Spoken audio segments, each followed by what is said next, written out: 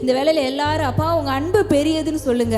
அவருடைய அந்த அன்புக்கு நன்றி சொல்லுவோமா? உங்க அன்பு பெரியது ஆண்டவரே, உங்க கிருபை பெரியது, உங்க இரக்கம் பெரியது, நீங்க எங்க மேல வைத்திருக்கிற தயவு பெரியது, நீங்க எங்களுக்கு பாராட்டினா உங்க அன்பு பெரியது.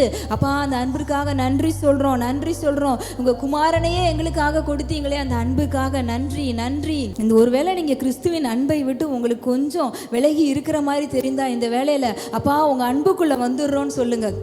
அப்பா உங்கள் அன்புக்குள்ளே இந்த வேளையில் வந்துடுறோம் ஆண்டவரேன்னு சொல்லுங்கள். ஏன்னா ஹோலி ஸ்பிரிட் இந்த ஆராதனையில் தேவனுடைய அன்பை எல்லார் இருதயங்களையும் ஊற்றுறாரு. தேவனுடைய அன்பை அளவில்லாமல் ஊற்றுறாரு. இந்த வேளையில் எங்களோட யார் யாரெல்லாம் இணைந்து ஆராதிக்கிறோங்களோ, எந்த இடத்துல இருந்து ஆராதிக்கிறீங்களோ, உங்கள் மேலே தேவனுடைய அன்பு அளவில்லாமல் ஊற்றப்படுது. பரிசுத்த ஆவியானவர் உங்களுக்குள்ள தேவனுடைய அன்பை ஊற்றுறார். ரிசீவ் பண்ணுங்க. ஓ ரிபவா ஷகதரபா, இந்த வேளையில் ரிசீவ் பண்ணுறீங்களா? தேவனுடைய அன்பு உங்களுக்குள்ள இறங்குது.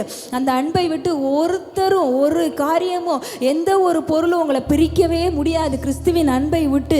ஏன்னா நாம் நம்மில் அன்பு கூறுகிறவராலே முற்றும் ஜெயம் கொள்ளுகிறவர்களாக இருக்கிறோம். அவரால் தான் நமக்கு முற்றும் ஜெயம், அவரால் தான் நமக்கு முற்றும் வெற்றி. எல்லா காரியங்களும் நமக்கு ஜெயம் அவரால் தான். நம்மில் அன்பு கூறுகிறவரால் தான் நமக்கு ஜெயம். அந்த அன்புக்குள்ளே வந்துருங்க.